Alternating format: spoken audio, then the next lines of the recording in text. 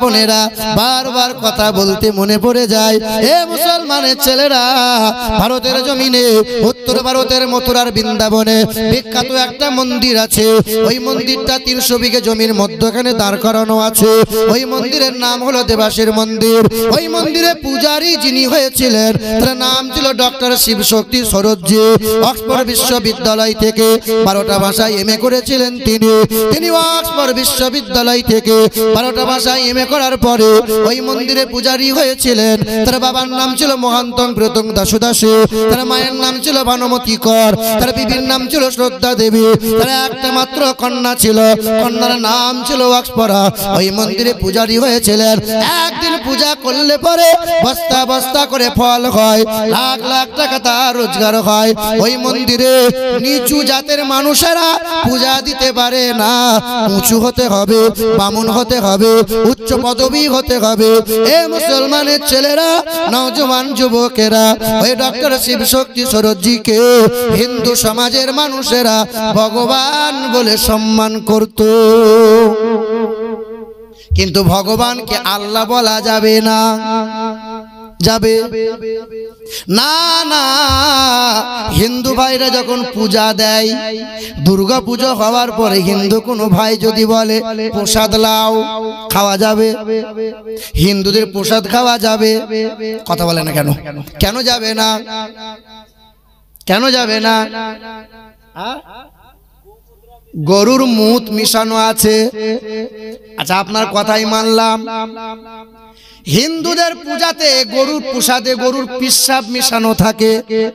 মনে করেন এক বালতি ফল কাটা আছে, 2-4 ফোঁটা যদি পিসাব দেওয়া হয় তলা পর্যন্ত কি যাবে? ওপরের মাল ফেলে দিয়ে তলার গুলো কি খাওয়া যাবে? পিসাব তো সব জায়গায় যাবে না, তা তলাকার মাল তো খাওয়া যাবে না না। আচ্ছা, আল্লাহ পাক রব্বুল আলামিন জানিয়ে দেন, ইন্নামা হাররামা আলাইকুমুল মাইতাতা ওয়াদ-দামা। আচ্ছা, ওরা কি হিন্দু ভাই? আমরা যদি হিন্দু হন ডাকবো না, আর মুসলমান হলে এই বাবু তোমরা চলে এসো, ভিতরে জায়গা খালি জায়গা পড়ে আছে, আসেন, চলে আসেন। যারা জিকির করি লা ইলাহা ইল্লাল্লাহ, জোরে বলো লা ইলাহা ইল্লাল্লাহ, বলো লা ইলাহা ইল্লাল্লাহু মুহাম্মাদুর রাসূলুল্লাহ। ইউটিউবার রাই, তোমরা যারা ইউটিউব করছো সব গেল কোথায় মালগুলো? খুব সাবধানে বাপ, বেশি এদিক ওদিক করিয়ে দিও না, তিলকে তাল করো না। কারণ এই ইউটিউবার গুলোকে সত্যি আমার খুব ভয় হয়।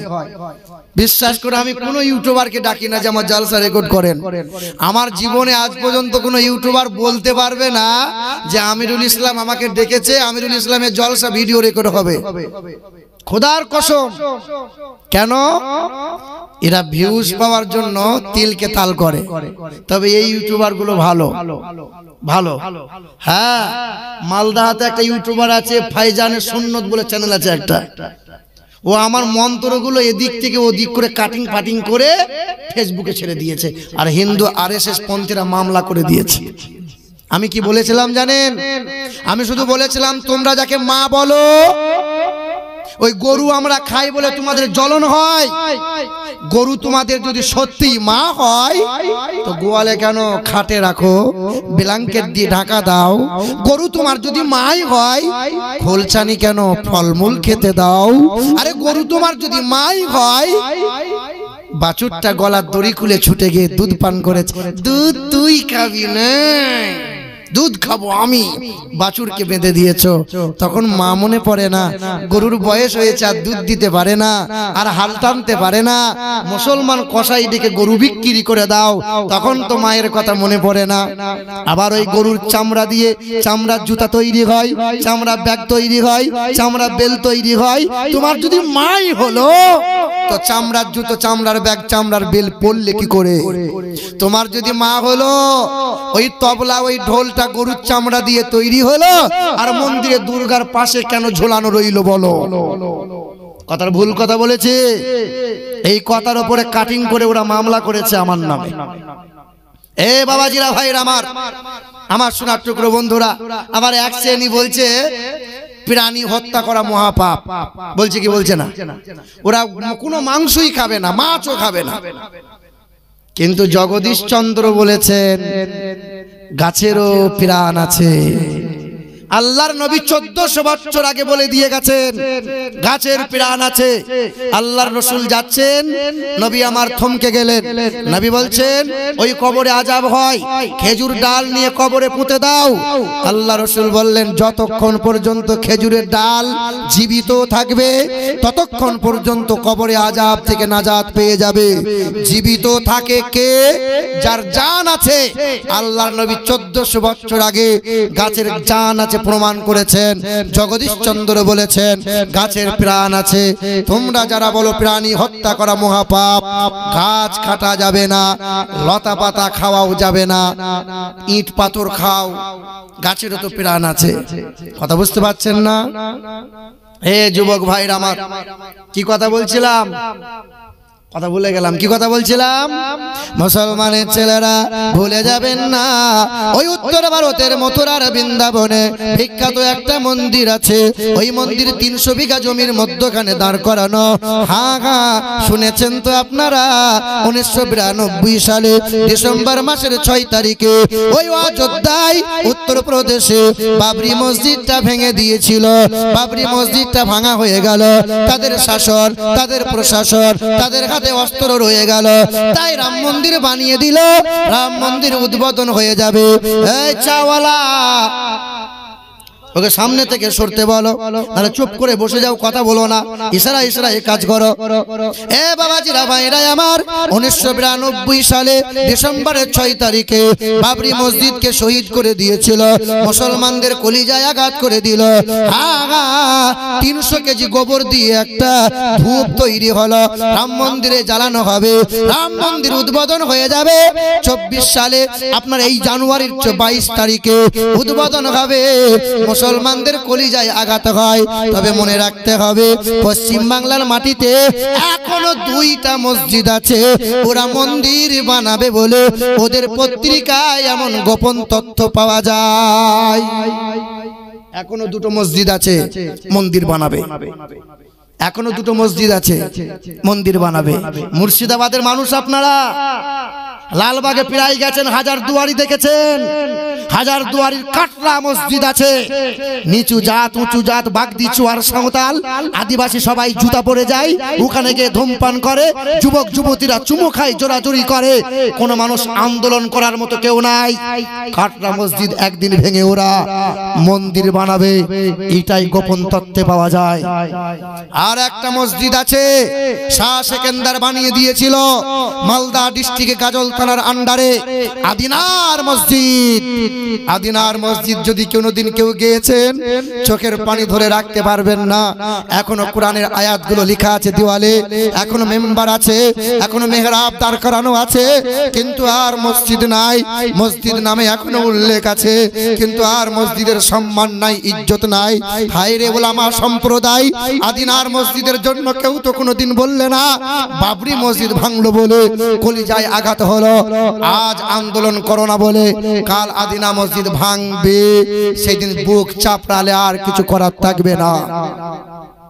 শুনেছেন আপনারা, পত্রিকায় দেখেছেন, পুরীর জগন্নাথ যেই রকম মন্দির আছে, দীঘাতে ওই রকম করে মন্দির তৈরি হচ্ছে। মমতার সরকার 300 কোটি টাকা খরচ করে মন্দির বানাবে। পশ্চিম বাংলার 1 নম্বরের মন্দির হবে দীঘাতে। আমাদের সরকারের কাছে বারবার আবেদন করে বলেছিলাম, হে আমাদের সরকার, পশ্চিম বাংলার সরকার, তোমরা কোটি কোটি টাকা খরচ করে দুর্গা উৎসবের জন্য তোমরা বিলিয়ে দিচ্ছ। কোটি কোটি টাকা খরচ করে হিন্দুদের জন্য মন্দির বানিয়ে দিলে আমাদের আদুরা হয়ে আছে। শাহ সেকেন্দারের মসজিদে, ওই আদিনার মসজিদের ছাদ ভেঙে গেছে, ছাদ নাই, এখনো অবৈধভাবে ব্যবহার করা হয়। তোমরা মসজিদগুলো কেন একটু বানিয়ে দিতে পারলে না? কেন মসজিদগুলো কেন উন্নয়ন করলে না? আমরা আন্দোলন করতে পারি নাই বলে সরকার আমাদের কথাই কোনো মাথা চড়া দেয় নাই। কথা ভুল বলছি? জানেন না ইতিহাস, জানা নাই আপনাদের? সারা জীবন তো জীবনী শোনা হয়েছে, জীবনী। দিনাজপুরে 7 দিনের জীবনী চলছে, 7 দিনের। কদিনের? 7 দিনের। যে শেষের বেলায় আমাকে ডেকেছে, হুজুর দোয়া করবেন, আসেন। হুজুর তখনও জীবনী করছেন, আদম নবী থেকে জীবনী শুরু। 7 দিনের জীবনী, শেষ রাত, তখনও আদম নবী জান্নাত থেকে বেরোয়নি। জীবনী হবে কবে? কথা বুঝতে পারলেন না? আদম নবী থেকে জীবনী শুরু হয়েছে, 7 দিনের জীবনী, শেষ রাত, তখনও আদম নবী দুনিয়াতে আসেই নাই। আল্লাহু আকবার। যে কথা 5 মিনিটে বলা যায়, সেই কথা সারা রাত কি করে সময় লাগলো। সারা জীবন জীবনী শুনলাম। দেশের বাস্তবের দুঃখের এই সমস্ত ঘটনাগুলো কে বলবে? এই আন্দোলনমূলক কথাগুলো কে আলোচনা করবে? আমি আমিরুল ইসলাম করব। আজ আমার ছেলেকে মানুষ করতে পারি নাই, আজ আমার ছেলের বুকে কোরআন দিতে পারি নাই। আজকে দিয়েছি কি? মোবাইল দিয়েছি, মোবাইল। ছেলে আমার মোবাইল না পেলে খাই না। ছেলের পিছনে পিছনে মা থালা নিয়ে ঘুরে বেড়াচ্ছে, ছেলে আমার কেন খাবার খাই না, ছেলে আমার কেন খাবার খাই না। মা তোমার পায়ে হাত রেখে বলে দিয়ে যায়, খাবারের সময় ছেলের হাতে মোবাইল দিও না। ছেলে খাবারটা গিলে নেয়, ছেলে খাবার খায় না। যার মন মানসিকতা খাবারের দিকে নাই, তার দেহে কখনো পুষ্টি আসতে পারে না। মানুষ যখন মনোযোগ সহকারে খাবার চিবিয়ে চিবিয়ে খায়, তার লালা একটা জিহ্বা থেকে বার হয়, যা হজম শক্তির জন্য মানুষের দেহে উপকার করে। তোমার ছেলে মন মানসিকতা মোবাইলের দিকে পড়ে আছে, তোমার ছেলে গড়ে ওঠে না, তোমার ছেলের পেটের রোগ ভালো হয় না। বারবার বলি তোমার ছেলেকে, তুমি মা হয়েছো, ছেলে মানুষ করো, ছেলে মানুষ করো। রাতের বেলায় ছেলে ঘুমাতে যায়, ছেলেকে মোবাইল দিতে হয়। ছেলে ঘুম থেকে উঠলে ভোরের বেলায় উঠে ছেলে মা বলছে, লে মোবাইল দেখ, জ্বালাস না, লে মোবাইল দেখ। এখন আবার কার ভিডিও? যে শফিকের ভিডিও দেখ। কার ভিডিও? মুর্শিদাবাদে বাড়ি, শফিক নাম। কি হয় কার্টুন? ওই কার্টুনে কি হয়? একটা ছোট মেয়ের ন্যাংটা পোশাক পরানো হয়, কি করে মেয়ের হাত ধরে পালাতে হয়, কি করে ছোটবেলায় আই লাভ ইউ বলতে হয়, কি করে প্রেম লীলা করতে হয়। শফিক ভিডিওগুলো তৈরি করে, তোমার মাসুম বাচ্চা ভিডিওগুলো দেখে। ও যখন ক্লাস 5-এ যাবে, তুমি দেখবে অন্য মেয়েকে আই লাভ ইউ বলে বসে আছে। কথা ভুল বলি নাই, কথা ভুল বলি নাই। কথাগুলো ভাবো, কথাগুলো চিন্তা করো। তোমার ছেলেকে তুমি ধ্বংস করছো, তুমি বাপ হয়ে। হে বাবাজিরা, ভাইরা আমার, না আপনার ছেলেকে দেন মোবাইলে দুটো নাত দেন, মোবাইলে নবীজির শিশুকালের জীবনীটা শোনান, বাচ্চাদেরকে সূরা কালাম শোনান, কিন্তু মোবাইলের নেশা ছেলেকে ধরাবেন না। একটা বাপ বলতে পারবেন যে আমার ছেলেকে মানুষের মতো মানুষ করছি, কিন্তু আমার ছেলেকে মোবাইল আমি দিই না, খেতে গেলে মোবাইল দিই না, শুতে গেলে মোবাইল দিই না, ঘুম থেকে উঠলে পরে ছেলের হাতে মোবাইল দিই না? একটা বাপ বলতে পারবেন? পারবেন? পারবেন না। আপনার ছেলের জন্য আর মেয়ে দেখতে হবে না। আপনার ছেলে দিন রাত মোবাইলে খোঁচা মারছে, জেনে রাখবেন 3 বছর আগে মেয়ে ঠিক রেখে দিয়েছে মোবাইলে। ও মেসেঞ্জার করে, ও hello, I love you, I love you too, how are you, এসব করছে শুধু মোবাইলে। তুমি যদি বিয়ে দাও ভালো, নাহলে জরিনার হাত ধরে নিয়ে পালাবে। কি বলছেন বলেন? শেষ করে দিয়েছে সমাজটাকে আমরা। আবার কিছু কিছু বাপ আছে মনে মনে ভাবছে, যা হয়েছে হয়েছে, 18 বছর 20 বছর হতে দে, বিয়ের গলায় বাঁশ দিয়ে কিছু টাকা পয়সা লোবো, আর নামাজি হয়ে যাও, আর মসজিদের সামনে কাতারে বসে রব্বানা রব্বানা বলে দোয়া করব, ফুরুত করে জান্নাত চলে যাব। এই গ্রামের মানুষ, গোবরা এলাকার মানুষ শুনে রেখে দেন, আপনাকে আপনার পায়ে হাত রেখে বলে দিয়ে যায়, যে ব্যক্তি ছেলের বিয়েতে পণ নেয়, দ্বিতীয় যে ব্যক্তি ভাইয়ের হক মেরে খায়, বোনের হক মেরে খায়। বাপ মারা গেছে, আপন বোনটা ছুটে এসে বলেছিল, জমি জায়গাগুলো সব সম্পত্তি ভাগ করে নিলে আমার সম্পত্তিটা কই? সেদিন তোমার মতো ভাইটা বলেছিল, সম্পত্তির ভাগ নিতে এসেছিস, কোনোদিন আমার ঘরে আসবি না। সেদিন আপন বোনটা মুখটা ছোট করে টুকটুক করে বাড়ি চলে গেছে। আপনি নামাজ পড়েন, আপনি তাহাজ্জুদ পড়েন, আপনি বোনের অংশ এখনো খাচ্ছেন, মানে আপনি হারাম খাচ্ছেন। হারাম খাওয়া মানে রক্তটা হারাম হয়ে আছে, মাংসটা হারাম হয়ে আছে, চোখের পানিটা হারাম হয়ে আছে, পোশাকটা হারাম হয়ে আছে। আর হারাম খোরের জন্য জান্নাত নাই। তুমি জান্নাতের আশা করছো বন্ধু? বেঁচে থাকতে ভাগনার হক, ভাইপোর হক, ভাইয়ের বোনের হক আপনাকে বুঝিয়ে দেওয়া যা লাগবে। আল্লাহর নবী 2 বছর বয়সে মায়ের স্তনে দুগ্ধ পান করেছিলেন। মা হালিমার স্তনে দুগ্ধ পান করে, কিন্তু মা হালিমার বাম দিকের স্তনে নবী দুগ্ধ পান করেননি। নবী 2 বছর বয়সে এটাই বিশ্ববাসীকে শিখিয়েছেন। আমার একটা দুধ ভাই আছে যার নাম হলো আব্দুল্লাহ। আমি যদি 2 স্তনে দুগ্ধ পান করিনি, আমার দুধ ভাই কোন স্তনে দুগ্ধ পান করবে? না, আমি 2 স্তনে দুগ্ধ পান করতে পারবো না। এক, যে ব্যক্তি হক মেরে খায়। দ্বিতীয়, যে ব্যক্তি ছেলের বিয়েতে পণ নেয়। হ্যাঁ, আচ্ছা, আপনার গ্রামের ডাকাত, শোনেন, আপনার গ্রামের ডাকাত রাতের বেলায় পড়েছে একটা বাড়িতে। আপনি গরিব ঘরের মানুষ, 6 কাঠাই জমি ছিল, বিক্রি করে মেয়ের বিয়ে দেবেন বলে রেডি আছেন। ডাকাত, এই মুরব্বি দরজা খোলো। ভয়ে দরজাটা খুলে দিয়েছেন। টাকাগুলো দাও। বাবা, কেন? এই ডাকাত, দাও। মুরব্বির কাছ থেকে টাকাটা ছিনিয়ে নিয়েছে। বাবা, নিস না বাবা, মেয়ের বিয়েটা দিতাম বাপ, টাকাগুলো নিয়ে। কোনো কথা নয়, টুকটুক করে। এই বাপ, ডাকাত শোনো, তুমি তো টাকা নিলে বাবা, আর তো মেয়ের বিয়ে দিতে পারবো না।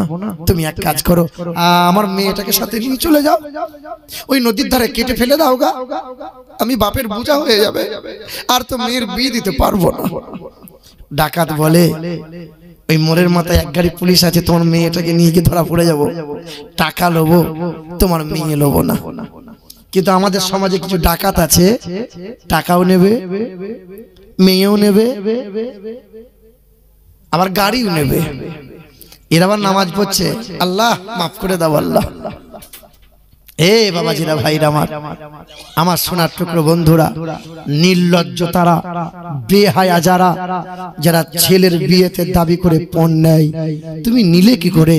তোমার ছেলে মানুষ করতে যত না কষ্ট হয়েছে, 3 গুণ বেশি কষ্ট হয় তার মেয়েটাকে বড় করে তুলতে। আমার মেয়েটা বেহায়ার মতো রাস্তাঘাটে চলে না, আমার মেয়েটা সন্ধ্যা হলে ঘরে ঢুকে যায়, তোমার ছেলে রাত 10টা না বাজলে ক্লাব থেকে বাড়ি আসে না। আমার মেয়েটাকে বেহায়ার মতো রাস্তাঘাটে কলেজ পাঠাই নাই, পর্দা শিলা করে ঠেকে ঢুকে মেয়েকে বড় করে তুললাম। ওই মেয়েকে যখন তুলে দিলাম, নানা কিংবা দাদু এসে ওই শেষের বেলায় হাতের সাথে হাত দেয় না, সোপাসুপি হয় না, হয় না? সেদিন বলে, নানু ভাই, তুমি আমার নাত জামাই হয়েছো, আমার নাতনিটাকে তোমার হাতে আমানত তুলে দিলাম, তুমি আমানতের খেয়ানত করো না। সেদিন নানাটা কেঁদেছিল, দাদিটা কেঁদেছিল, মা কেঁদেছিল, সেদিন চোখের পানি সবার পড়েছিল। আমানতটা ছেলের হাতে তুলে দিয়েছে, আনন্দে মহানন্দে বিয়ে করে বাড়ি নিয়ে চলে এলো। 1 বছর এখনো পার হয়নি, শাশুড়িটা মাঝে মধ্যে খোঁটা দেয় আর বলে, ঠান্ডা পানি খাবি? তোর বাপ ফ্রিজ দিয়েছে তাই ঠান্ডা পানি খাবি? তোর বাপ তো এখনো 2 ভরি সোনা দেয়নি, সোনা দিতে বল। দিন রাত আমার মেয়েটাকে খোঁটা দেয়। মাঝে মধ্যে ছেলেটা বলে, সবার শ্বশুর গামছা দেয়, ফলমূল দেয়, তোমার বাপ দেয় না কেন? তোমার বাপ এই দেয় না, তোমার বাপ এই নিয়ে এসো, তোমার বাপের কাছ থেকে ওই নিয়ে আসো। নির্লজ্জ বেহায়া ও মুসলিম, তুমি কি জাহান্নামী? তুমি কি জান্নাতের আশা করো না? তুমি কি ইমানদার নয়? যে মানুষটা পরের আশার দিকে চেয়ে থাকে, ওকে পৃথিবীর জমিনে সবচেয়ে বড় ভিখারি। শোনো, তোমাকে কষ্ট যত মানুষ করতে হয়েছিল, তার চেয়ে 3 গুণ বেশি কষ্ট কন্যাকে মানুষ করতে হয়েছিল। তুমি আমানত নিয়ে এসেছো বাড়িতে, সারা জীবন এই মেয়েটা তোমার সুখ হচ্ছে, তোমার সুখে হাসে, তোমার কষ্ট হলে পরে কান্না করে, সারা জীবন তোমার গায়ে হাত বুলিয়ে পেটেতে পিঠে পায়ে তেল মালিশ করে দেয়, সারা জীবন রান্না করে খাবারটা তোমার সামনে তুলে দেয়, সারা জীবন দাসীর মতো খেটে খেটে যায়। তুমি চাইলে কি করে? মুসলমান নওজোয়ান, এ যুবক ভাইরা, এই গুনাহ যে করবে পৃথিবীর জমিনে তাদের মাপ নাই। কথা বুঝতে পারছেন? আদেশ করিল আল্লাহ পবিত্র কোরআনে, আর বিবাহ করিও যত আদম সন্তানে। আরে কোরআনে আদেশ আল্লাহ যদি না করিত, আরে মানুষের বংশ সব ধ্বংস হয়ে যেত। কিন্তু হাই বর্তমানে হইতেছে এমন, বেটির বিয়েতে বেটার বাপ নিচ্ছে কত পণ। আরে কেউ বা নিচ্ছে সোনা দানা, কেউ বা টাকা করি, আরে কেউ বা নিচ্ছে জমি জায়গা, কেউ বানিচ্ছে বাড়ি। আবারও কত বাপজি বলে দেখি নিব না কোপন, আর বেটা বেটি সাজিয়ে দিকে বিয়াই আপন। টাকার বেলায় সাধু সাজে, জমির বেলায় চোর, আর বর্তমানে কিছু বেটার বাপ এমনি হারাম খোর। চোর লোকে চুরি করে অন্ধকার হলে, আরে চোর লোকে চুরি করে অন্ধকার হলে, আরে বেটার বাপ চুরি করে দিনেরই আলোতে। হায় রে বেটার বাপ তুমি এমনি লোভী হলে, আরে টাকার বদলে বেটা বিক্রিও করিলে। আরে লালগোলা বাজারে শুনি বিক্রি হয় পাঁঠা, আরে পাঁঠার মতো বিক্রি করো তোমরা নিজের বেটা। তোমার জন্য কত নারী বিষ পান করে, কত নারী গলায় দড়ি দিয়ে ঝুলে মরে। এর জন্য কে বাদাই জানো বেটার বাপ, আর বেটির বাপের কাছে নিচ্ছ তুমি শত শত অভিশাপ। এই যে চাওয়ালা, এখানেই বাড়ি তো নাকি আপনার? কোথায়? হে শোনেন, বেটা আছে আপনার? বেটা আছে? বিয়ে দিয়ে দিয়েছেন? নিয়েছেন অল্প স্বল্প? মাশাআল্লাহ। এ বাবা, এখানে যাদের বেটা আছে একবার মালিকের দরবারে হাতটা তুলে বলতে পারবেন যে আল্লাহ আগামীতে ওই গুনাহ করব না। নামাজ যদি না পড়ি আল্লাহ চাইলে মাফ করে দেবে, রোজা যদি না রাখি আল্লাহর দরবারে মাফ চাইলে আল্লাহ দয়া হলে মাফ করে দেবে। কিন্তু যে গুনাহটা আল্লাহ মাফ করে না, মানুষের সাথে জড়িত পাপ, বেঁচে থাকা অবস্থায় মাফ চাওয়া লাগবে। আল্লাহ ওই গুনাহটা আগামীতে করব না। ছেলের বিয়ে দেবো, নাতিপুতার বিয়ে দেবো, আমি বাড়ির গার্জেন, আগামীতে ওই হারামের কাজ করব না। কে কে আছেন একটু হাত তুলে দেখান তো। একজন, দুজন, তিনজন, চার, পাঁচ, এইদিকে 6, 7, 8, 9, 10, 11, 12, 13, 14, 15, 16, আর কেউ আছে 17। আল্লাহ পাক কবুল করুক। যারা যারা হাত তুলেছেন আর একবার জোরে হাতটা তুলে বলেন নারে তাকবীর। না, শুধু তারা বলবেন, অন্য কেউ বলবে না। যারা হাত তুলেছেন তারা বলেন নারে তাকবীর, নারে তাকবীর, নারে তাকবীর। সবাই হাত তুলে বলেন তো নারে তাকবীর, নারে রিসালাত, মাসলাকে আলা হযরত, উলামায়ে আহলে সুন্নাত, আল কোরআনের আলো ঘরে ঘরে জালো, আল হাদিসের আলো ঘরে ঘরে জালো, সুন্নিয়তের আলো, ঘরে ঘরে জালো, দ্বীন ইসলাম জিন্দাবাদ, খাজা का हिंदुस्तान, जिंदाबाद। नारे तकबीर, अल्लाहु अकबर, नारे रिसालत। या रसूल अल्लाह। আল্লাহ পাক কবুল করেন, আল্লাহ পাক কবুল করেন। জোরে বলি আল্লাহুম্মা আমিন। মুসলমানের ছেলেরা একটু ওয়াজটা করি না, ভালো লাগছে, আপনি ওরকম হয়ে একটু করি ওয়াজটা করি।